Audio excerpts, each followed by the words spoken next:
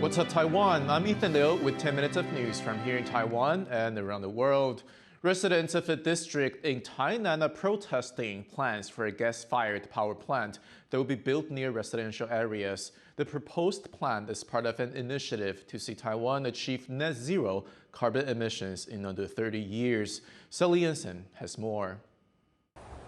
Though this land in the Anding district of Tainan may look rather barren, crops do still grow here. But plans to establish another type of plant in the area have been far less fruitful.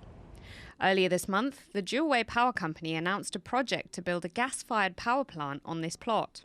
The proposal was not met with a warm welcome, attracting the ire of nearby residents. Locals are angry that blueprints place the proposed structure only 800 meters away from social housing. Another worry is how close the generator would be to several schools and to Annan Hospital just 5 kilometers away. 我们政府的政策呢，我们台南市的政策呢，低碳的这样的一个政策可以继续实行贯彻。自救会的主要的诉求就是远离住宅区，远离台南。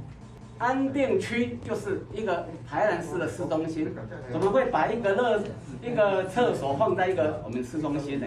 The plans for the Dual-Way power plant are in line with Taiwan's goal of increasing fossil gas power by 50% by 2025, part of a broader move for the country to achieve net zero carbon emissions by 2050. Fossil gas, commonly known as natural gas, is controversial. It's sometimes considered a cleaner fossil fuel than coal or oil, which emit more carbon dioxide when burned. However, burning fossil gas produces more methane, and methane is a more potent planet-warming gas than carbon dioxide. Burning fossil gas also generates air pollution, which can be harmful to people and wildlife.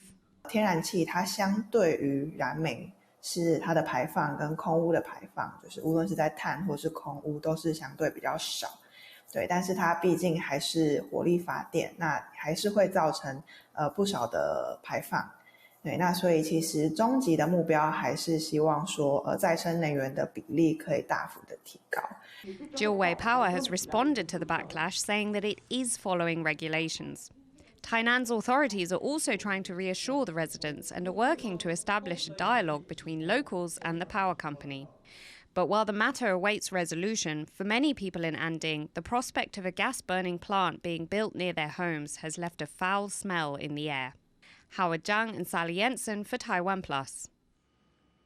Taiwan has presented the details of its 2050 net zero pathway, a strategy aimed at reducing the country's carbon emissions in line with UN guidelines.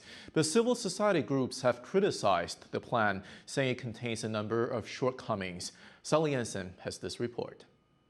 Ministers, experts and academics have been preparing this strategy for months. It's a $29 billion plan that they hope will turn Taiwan into a global leader in the fight against climate change. On Wednesday, the 2050 Net Zero Pathway, as it's known, was unveiled. It's an initiative outlining the steps Taiwan will take to reduce its carbon emissions. 甚至于这些国际大厂的这个供应链的要求也会越来越具体，所以变成台湾来讲的话，在 国际间扮演这个供应链很重要的角色，你大概没有办法去避免这样的要求，所以怎么样做好准备，或者是马上来启动，时程上来讲就变成非常非常的重要。Energy took center stage among the 12 main carbon-cutting strategies outlined in the initiative. It draws heavily from similar plans which have been adopted in the US and South Korea. Taiwan accounts for around 1% of global carbon dioxide emissions and has one of the highest per capita greenhouse gas emissions in Asia. It's also facing the effects of climate change, such as rising sea levels and more extreme weather, which may be why it's so eager to boost its efforts in cutting emissions. The pathway commits the country to an emissions reduction of 24% by 2030. But the plan has been criticized by some civil society groups. They say it still falls short of what's needed.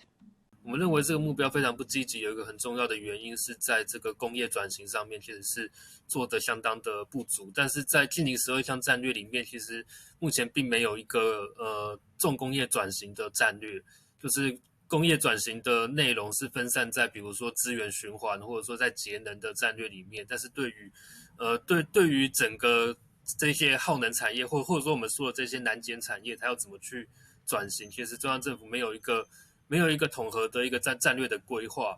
2050 may seem like a long way away, and getting to net zero emissions will not be a walk in the park. But Taiwan's leaders hope that the plan that they've unveiled will at least be the first step. Patrick Chen and Sally Jensen for TaiwanPlus. As the year of the rabbit hops in, many in Taiwan have got bunnies on the brain. Today, TaiwanPlus John Van Trist is taking us to a place where people can get their rabbit fix and learn a thing or two about these cute critters. This is the little prince, and this is Bambi, and they're my baby bunnies. Today we're on a special outing. I've heard that there's a cafe especially for rabbits right here in the heart of Taipei. Now, some of you may know the Lunar Year of the Rabbit is right around the corner, so to celebrate together, I thought I'd bring them here. Let's check this place out. This cafe is one of a handful of rabbit cafes that have opened up around Taiwan in recent years. They're sort of like the cat cafes which have popped up in countries around the world. You can come here to have a meal or a coffee in the company of the shop's 3 resident rabbits, Cui Cui, Pika, and Yuan Zhi. Here they are. Say hello. You can bring your own bunny to the cafe too.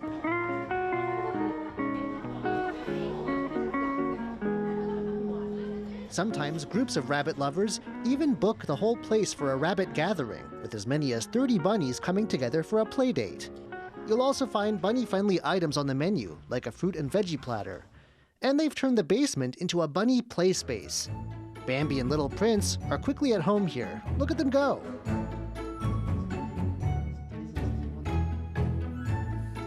The person who dreamed up this playground for bunnies is the cafe's owner, JC. 我一直想要开咖啡厅，然后兔子是因为我很喜欢小动物，然后兔子又比较不会吵到邻居，所以就想说养养看，然后养了之后就很爱。But rabbits can be timid creatures, so how do they deal with all the customers? Is it too much noise and attention? 一开始会有一点，然后我们也有一直宣导，就是请客人小声一点，动作慢一点，所以后来他们适应的蛮好的，现在都不太会怕了。The cafe holds regular Meet the Bunnies events. They give people rare access to the animal's cage. Customers can pet the bunnies and even feed them veggies, something normally reserved for staff. The cafe wants people to see that the rabbits are not toys. They're members of the family. And they want people to think twice before buying one. 我们主要是宣导领养代替购买，对，然后但是如果有些客人真的看到很喜欢的，他花钱去买回来，我们也觉得 OK， 只要你爱他，可以养他一辈子，我们都很鼓励。The cafe is gearing up to celebrate the Year of the Rabbit. They're offering special rabbit-themed pastries and fortune cookies for customers. All this to ensure that these cuddly creatures and their human friends enjoy a happy Year of the Rabbit. Klein Wang and John Van Trieste for TaiwanPlus.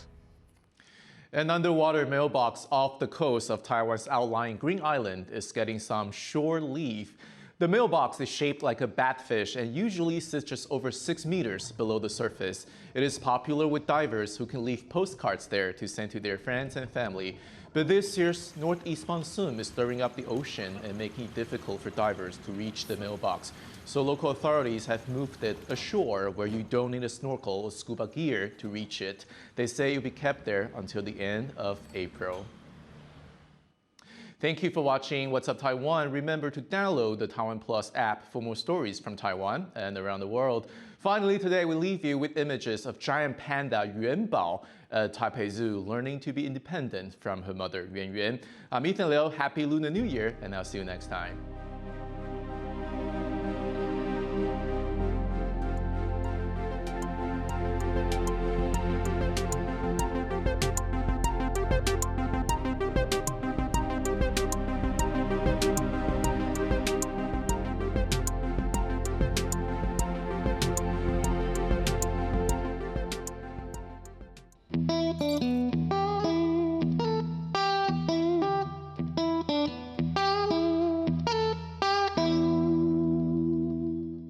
For more stories from here in Taiwan and around the world, please make sure to visit us at TaiwanPlus.com.